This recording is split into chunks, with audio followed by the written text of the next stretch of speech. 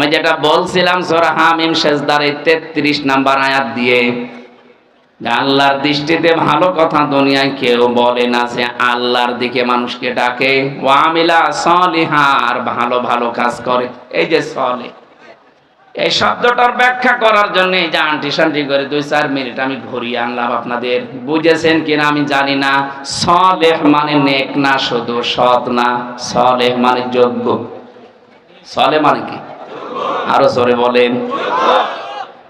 বাংলাদেশে আজ হাজারো মানুষকে সৎ মনে করতাম, কিন্তু এই মানুষগুলো যোগ্য ছিল না। এই জন্য দরবেশের মতো মানুষকেও দেখলাম দাড়ি কেটে নম হয়ে গেছে। এরা দরবেশের অবস্থা যদি এই হয়, যেগুলো ধরবেশ ওগুলোর অবস্থা যে কত খারাপ।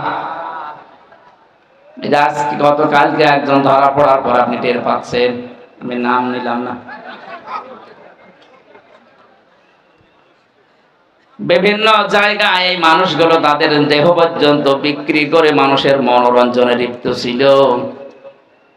আমার মনে হয় এখনো যতগুলো লোকই আছে ওগুলো সব যদি টান দিয়ে বের করে আনেন, প্রত্যেকটারই দেখবেন চরিত্র ঠিক শয়তানের মতো।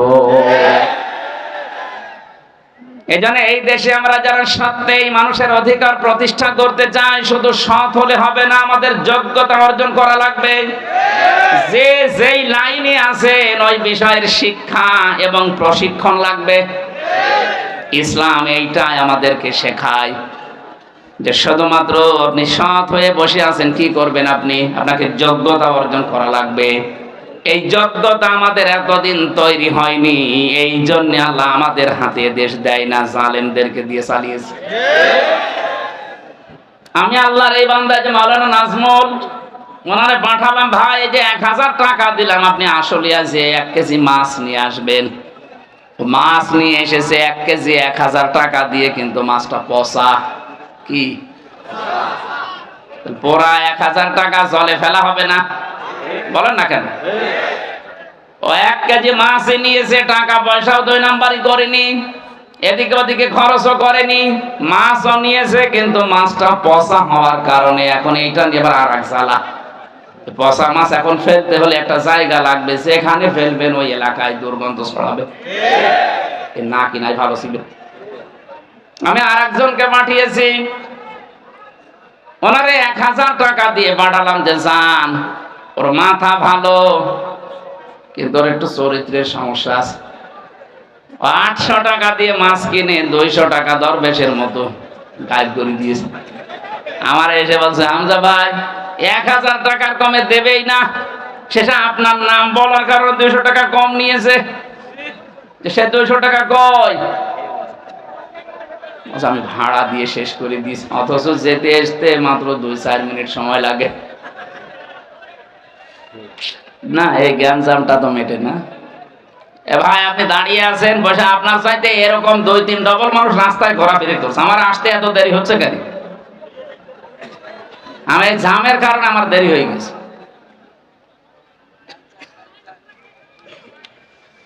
ঢাকা বাসে এই যে বাসে যাকে পাঠালাম, এর চরিত্র খারাপ হওয়ার কারণে ও মাছ নিয়েছে ঠিক 800 টাকার মাছ, এগুলো খাওয়া যাচ্ছে, বাকি 200 টাকা যদিও আত্মসাৎ করেছে, তারপরও তো 800 টাকার মাছ আমি খেতে পারলাম। কথা বলেন ঠিক কিনা? এই 53 বছরে আল্লাহ ইসলামকে দেশে জায়গা মতো দেয় না, এটা শুধু আল্লাহর দোষ না, এই দোষ আমাদের। কারণ এরকম মানুষকে যদি দেন, ও মাছ নেবে ঠিক, পুরাটা পচা, শেষে ওইটা ফেলার জন্য আলাদা জায়গা লাগবে। কিন্তু এদেরকে দিয়ে আল্লাহ চালাচ্ছে, একে না, এইরকম মানুষ দিয়ে আল্লাহ চালাচ্ছে এই কারণে, কারণ অন্তত 800 টাকার মাছ হলেও তো দেশের মানুষ খেতে পারছে।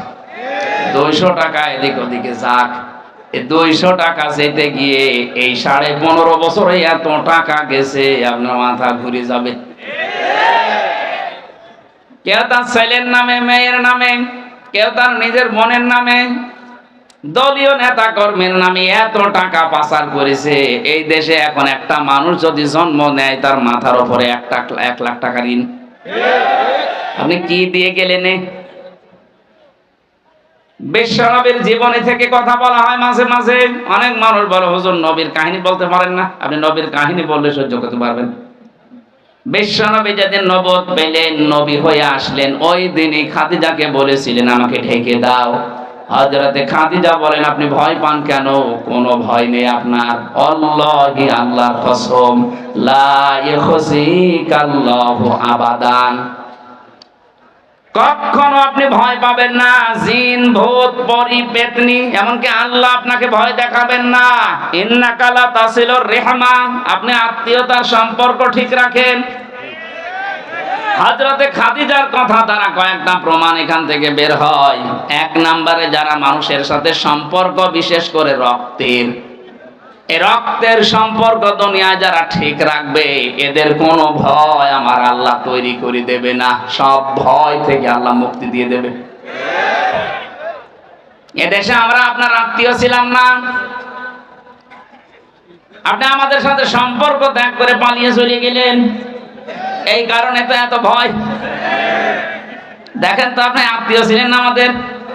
কেউ আমরা বুবু বলতাম, কেউ আপা বলতাম, কেউ ভাবি বলতাম, কত রকমের আত্মীয় আপনি, অথচ এর সম্পর্ক ত্যাগ করে আপনি না জানিয়ে চলে গেলেন। হাজারো মানুষ যারা, এই মানুষগুলো আজ ভয়ে, কারণ এই ভয়গুলো আমরা দেইনি, এই ভয়গুলো আল্লাহ দিয়েছে। যে মানুষগুলো আজ 2.5 মাস হয়ে গেল বের হয় না, এই মানুষগুলো এরশাদ পতনের সময় বুক পেতে দিয়েছিল রাস্তায়। এক কথা বলছেন না কেন? আমার কুষ্টিয়ার হানিফ, আপনার ঢাকার নানক, এই মানুষগুলো ওই সময়ে, এই যে আব্দুর রহমান ফরিদপুরের, যেটা মরে গেল কয়েকদিন আগে, অগ্নিকন্যা, ওর কবরে মনে হয় অগ্নি চলছে। কন্যা যখন অগ্নি, অগ্নি ছাড়া কি পাবে? এই মানুষগুলো এরশাদের সময়ে পতন ঘটাতে বুক পেতে দিয়েছে, অথচ এই মানুষ আজ 2.5 মাস হয়ে যাচ্ছে, কেউ ঘর থেকে বের হওয়ার সাহস পাচ্ছে না। তাদের ভেতরে যে ভয়, এই ভয়টা আমরা দেইনি, এই ভয় আল্লাহ তৈরি করে দিয়েছে। এরা এদের নিজেদের সম্পর্কগুলো ঠিক রাখে না।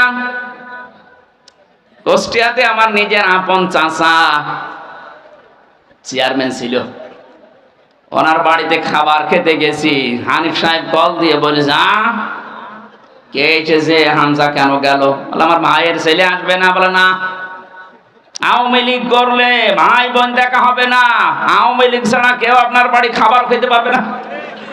আপনি আত্মীয়তার সম্পর্কগুলো নষ্ট করে দিলেন, আর সে তো আমার রক্তের জিনিস। বলেন তো, স্ত্রী হিসাবে নবীজিকে অভয় দিচ্ছে, আপনি ভয় পাবেন না, আপনি রক্তের সম্পর্ক ঠিক রাখেন, এই জন্য ভয় নেই। আর আপনারা রক্তের সম্পর্ক নষ্ট করেছেন, এই জন্য এত ভয়। আপনি একটা কথা ভুল প্রমাণ করেন, এইভাবে চলছে না যে এই মানুষগুলো 15 বছর 20 বছর আগে জীবন দেওয়ার জন্য পাগল ছিল, আর এখন জীবন নিয়ে পালাচ্ছে। মানে ভয় শুধু হামজা আপনাদের দেয়, নিয়ে ভয় দিয়েছে আল্লাহ নিজে।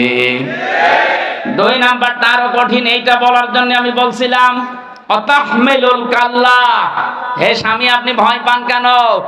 আপনি তো মানুষের বোঝা বহন করেন, মানুষের ঋণের বোঝা, কষ্টের বোঝা, দুঃখের বোঝাগুলো আপনি দুনিয়ায় বহন করেন, বোঝা আপনি হালকা করে দেন। দুনিয়ায় যারা মানুষের বোঝা বহন করে, হালকা করে, তাদের কোনো ভয় নেই। আর আপনি কেমন উম্মত দাবি করলেন? কি হজ করে এসেছেন আমি জানি না, প্রতিদিন নাকি ফজরের পরে কোরআন পড়তেন। কি কোরআন শরীফ পড়লেন? এই আয়াত কি পাননি? বিশ্বনবী তার মানুষের যারা উম্মত দাবি করে, তাদের বোঝাগুলো হালকা করে দেয়, তাদের কষ্টের বোঝা, দুঃখের বোঝা। আর আপনি এত বিশাল বিশাল বোঝায় জাতির ওপরে চাপিয়ে পালিয়ে চলে গেলেন। এই যে 2780 জন মানুষ এখনো হাসপাতালে কাতরাচ্ছে, কারো পা নেই, হাত নেই, চোখ নেই, অন্ডকোষ নেই। এই মানুষগুলো তার পরিবারের জন্য, সমাজের জন্য, দেশের জন্য বোঝা হয়ে গেল না? এক কথা বলছেন? কোটি কোটি টাকা পাচার করে দেশটাকে আপনি একটা ঋণের বোঝা দিয়ে গেলেন। আপনাকে আল্লাহ ভয় দেখাবে না, দেখাবে কারে? এই জন্য এত ভয় যে নিজে আসতে পারবে না, বলছে আমার ছেলেরে পাঠাবো। পাঠান, ওটাকে কম মেরেছে টাকা পয়সা?